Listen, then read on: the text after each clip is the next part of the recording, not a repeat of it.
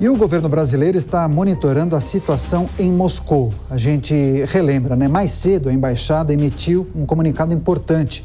Inclusive, quem vai trazer os detalhes dessa informação é o repórter Misael Mainetti, que está ao vivo aqui no Jornal Jovem Pan. Misael, seja muito bem-vindo, uma ótima noite a você. Conta pra gente, traz os detalhes dessa informação, por favor. Oi, Daniel, muito boa noite. Você e a todos que acompanham o Jornal Jovem Pan. A Embaixada do Brasil em Moscou pediu para que os brasileiros que vivem na Rússia evitem aglomerações desnecessárias. A gente tem a imagem desse comunicado que foi postado no site. O comunicado fala sobre evitar aglomerações públicas e deslocamentos desnecessários na Rússia, que enfrenta uma rebelião contra o grupo Wagner, muito bem comentada aí pelo Favale e também pelo Suano. A Embaixada do Brasil em Moscou também diz que acompanha atentamente os recentes acontecimentos na Rússia. Também pediu aos brasileiros que vivem lá que sigam as orientações e medidas de segurança difundidas pelas autoridades locais por meio dos oficiais e que sejam evitadas aí as aglomerações e esses deslocamentos públicos, como passeios, por exemplo, porque é uma situação agora de muita tensão, como você disse no início do jornal, parece uma guerra dentro de uma guerra. Esse grupo, que antes era aliado da Rússia, agora se voltou contra a Rússia, ou seja, contra Vladimir Putin, que já disse, né, que levou uma facada nas costas e que também vai aí dar uma lição rigorosa em quem se comportar da mesma maneira como este grupo extremista se comportou, o grupo Wagner.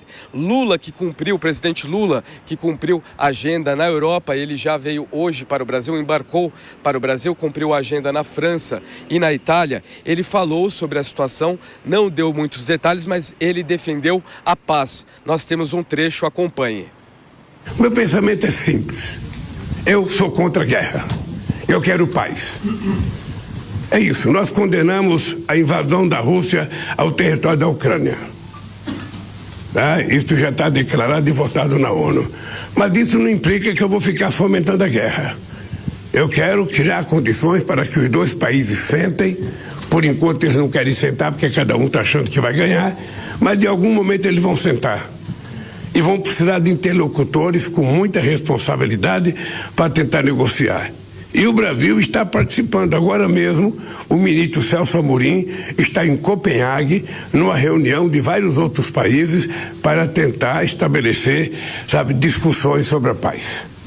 Esse é o meu comportamento há mais, de um ano, desde que começou essa guerra, e continua intacto. Portanto, está aí a fala do presidente do Brasil, Lula, que falou muitas vezes a palavra paz. Sobre ainda a embaixada do Brasil que fica em Moscou, lá no site tem um cadastro e lá eles dizem para os brasileiros que vivem na Rússia se cadastrarem e acompanharem as notícias. Daniel, é com você. Tá certo. Misael Mainetti trazendo as últimas informações e também os destaques das falas do presidente Lula nas agendas na Europa. Até daqui a pouco, Misael. E seguimos com mais análises e opiniões. Nesta edição do Jornal Jovem Pan também contaremos com a participação de José Maria Trindade, diretamente da capital federal, a quem eu agradeço demais pela participação. Zé, seja muito bem-vindo, uma ótima noite a você. Também queria pedir suas primeiras impressões acerca dessa situação na Rússia, um aparente acordo, né? Estávamos vendo uma situação muito delicada, o avanço das tropas desse grupo paramilitar, agora um acordo mediado, inclusive, pelo presidente, o ditador da Bielorrússia. Suas primeiras impressões, Zé? Pois é, Daniel, muito boa noite a todos. Daniel, há um cuidado muito especial aqui entre políticos, líderes de partidos políticos e até o Palácio do Planalto. A ordem do presidente Lula é fazer todas as avaliações, coletar informações, inclusive de embaixadores que ficam na região, para depois o governo brasileiro tomar uma decisão. O presidente Lula disse aos auxiliares que não quer ser pego de surpresa e nem fazer comentários sobre dados que não existem ou dados que são duvidosos. Ou seja, há informações no Palácio do Planalto de que estão sendo divulgadas notícias que não são exatamente a realidade do que está acontecendo aí nesta disputa interna na Rússia. O governo brasileiro, depois de fazer um levantamento, vai se posicionar segundo fontes do próprio Palácio do Planalto. Celso Amorim está fazendo uma avaliação, coletando dados, né? As embaixadas brasileiras estão todas em alerta para saber exatamente o que está acontecendo. Esse convencimento para o presidente Lula não sair na frente fazendo comentários veio exatamente da equipe do Ministério das Relações Exteriores e assessores especiais do presidente Lula para assuntos internacionais. A informação é de que não há, com certeza, dados para suportar uma declaração oficial do governo brasileiro. No Congresso Nacional é a mesma coisa. Os presidentes da Câmara e do Senado estão aguardando os acontecimentos e a definição dos próximos passos para, então, dar um posicionamento sobre essa situação. O que eu mais ouvi aqui é de que é inquietante e estranho, e todos dizem que, nesse momento, Daniel, a principal vítima de um conflito assim é a informação. Tá certo. José Maria Trindade trazendo as informações e as análises diretamente da capital federal. Daqui a pouco o Zé volta com outras contribuições. Agora, Marcelo Favalli, a gente trouxe a informação com o nosso repórter Misael Mainetti. Afinal, a Embaixada Brasileira em Moscou está recomendando que brasileiros evitem aglomerações e deslocamentos desnecessários. Mas com esse aparente acordo firmado, a situação tende a arrefecer nas principais cidades da Rússia, Favalli?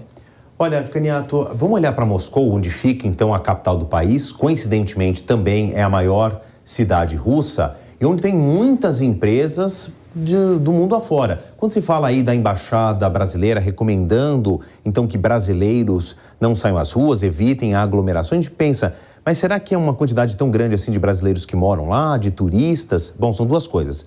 Existe uma relação muito forte entre o Brasil e a Rússia no campo da agricultura, principalmente no fornecimento de substratos para fertilizantes e também uma cooperação na área de energia, porque estamos falando de dois países que produzem energia a partir de hidrocarbonetos, né? Eu estou falando de gás e petróleo. Então, existem muitas representações de empresas brasileiras e de russas que são coligadas, estão na capital russa, e esse tipo de brasileiro, então, que pode sofrer essa sanção ou que recebeu essa mensagem para não sair de casa desnecessariamente, para não gerar aglomerações.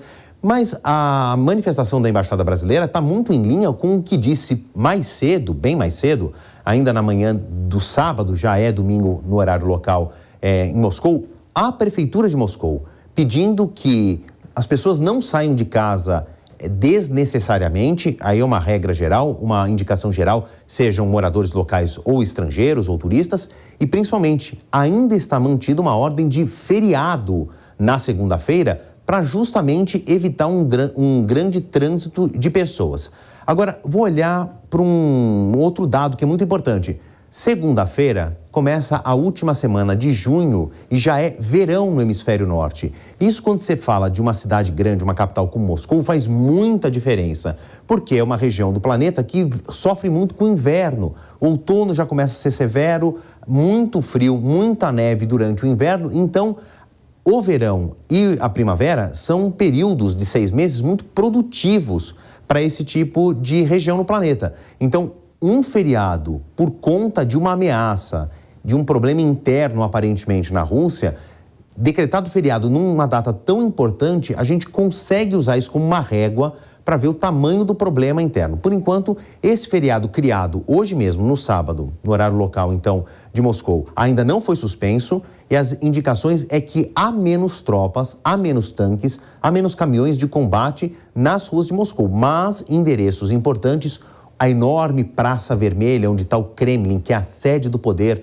onde está o Palácio Presidencial, onde estão os ministérios, onde está grande parte ali do comando do Exército, isso tudo continua fechado. É o ponto mais visitado, obviamente, de Moscou, tem a Catedral de São Basílio ali do lado, tudo isso está fechado. Esse quadrilátero e outros endereços importantes, endereços diplomáticos, também estão bloqueados na capital. Como eu falei mais cedo, parece que a situação ela acabou, mas ainda não terminou. O desenrolar deve acontecer nas próximas semanas, sim, Daniel. Sem dúvida alguma. Agora, Marcelo Suano, tem uma questão que é importante a gente se aprofundar, inclusive, para quem acompanha esta edição do Jornal Jovem Pan.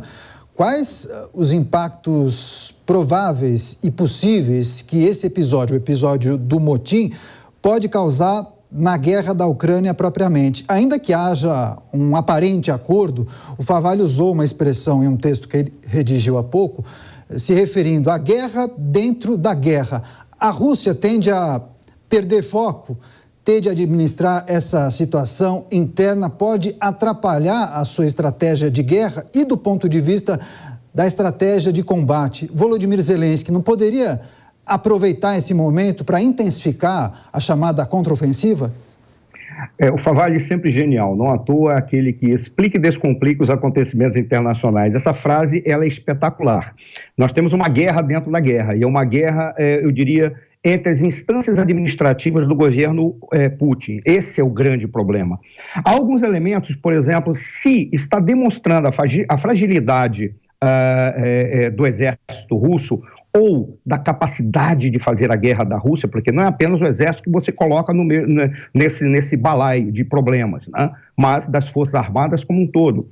Isso pode estimular, sim, o Zelensky, mas a gente pode colocar dentro dos cenários possíveis que surja uma necessidade de acelerar o combate e, a partir daí, ir para todas as extremidades da violência, excluindo, neste momento, o uso de armamentos nucleares táticos, excluindo até um determinado ponto. Mas utilizar um nível de violência que até agora talvez não tenha chegado, porque é muito fácil quem está vendo a guerra de computador ou de televisão achar que a violência não está tão grande. Está, mas ir além, para encerrar ou para acelerar de uma maneira tal que não dê tempo para que o Zelensky tire proveito dessa demonstração de fragilidade. Este é um ponto que tem que ser trazido à tona.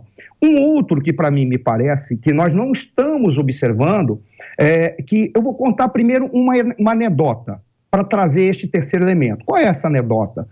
Conta-se que na época do final da Guerra Fria, o Reagan e o Gorbachev sentaram e se congelaram e acordaram 10 anos depois do fim da Guerra Fria. Aí, o Gorbachev, lendo o jornal, os dois acordaram, foram tomar café, foi ler o jornal e disse, olha que coisa curiosa, começou a rir da cara do Reagan.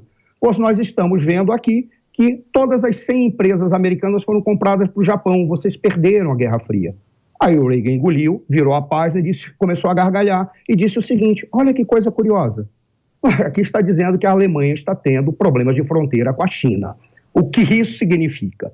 Ora, ninguém pode imaginar que este terceiro elemento, que não está naquela anedota de uma forma direta, mas estará agora, que é a China, vai permitir uma fragmentação da Rússia. E aí, talvez os chineses sejam obrigados a dar um passo que até agora eles não assumiram. Por qual razão? Vamos trazer um outro ponto. Isso eu comentei no início da guerra, quando o Diogo Schelp, de uma maneira extremamente elegante, ele fez uma pergunta que eu não esqueço pela elegância que ele apresentou. Ele disse, Suano, você acha que deve-se dar uma saída honrosa para alguém que faz uma guerra ilegítima? E eu respondi para ele, nesta guerra, você pode se preocupar, mas como internacionalista, nós temos que preocupar com as guerras futuras. O que significa isso? Nós não podemos permitir que o Putin vá para a extremidade lógica. Por qual razão? Porque se ele não tiver uma rota de fuga, estrategicamente é um erro de quem está vencendo, porque ele vai para o tudo ou nada. E se ele for para o tudo ou nada, ou ele ganha fazendo uma grande desgraça, ou fragmenta-se a Rússia. E a fragmentação da Rússia vai significar um caos muito maior, porque a fragmentação de um país que tem 6.000 ogivas nucleares, ficando nas mãos de quem? Esse era o problema. A gente